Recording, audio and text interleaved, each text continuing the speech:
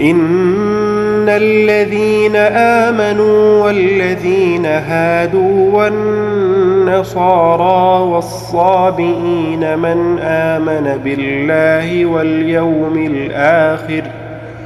واليوم الآخر وعمل صالحا فلهم أجرهم عند ربهم ولا خوف عليهم ولا هم يحزنون. وإذ أخذنا ميثاقكم ورفعنا فوقكم الطور خذوا ما آتيناكم بقوة واذكروا ما فيه لعلكم تتقون. ثم توليتم من بعد ذلك فلولا فضل الله عليكم ورحمته لكنتم من الخاسرين. ولقد علمتم الذين اعتدوا منكم في السبت فقلنا لهم كونوا قردة خاسئين فجعلناها نكالا لما بين يديها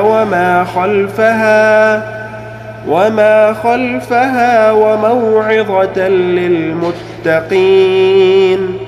وإذ قال موسى لقومه إن الله يأمركم أن تذبحوا بقرة قالوا أتتخذنا هزوا قال أعوذ بالله أن أكون من الجاهلين.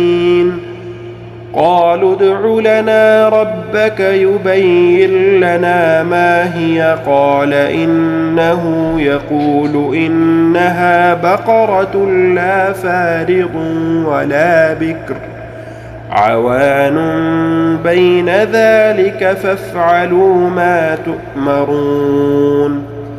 قالوا ادع لنا ربك يبين لنا ما لونها قال إنه يقول إنها بقرة صفراء فاقع لونها تسر الناظرين.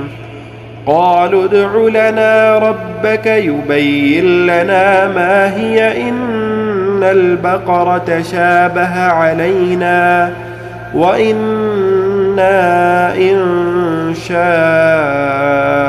الله لمهتدون. قال إنه يقول إنها بقرة لا ذلول تثير الأرض ولا تسقي الحرث مسلمة لا شية فيها. قالوا الآن جئت بالحق فذبحوها وما كادوا يفعلون.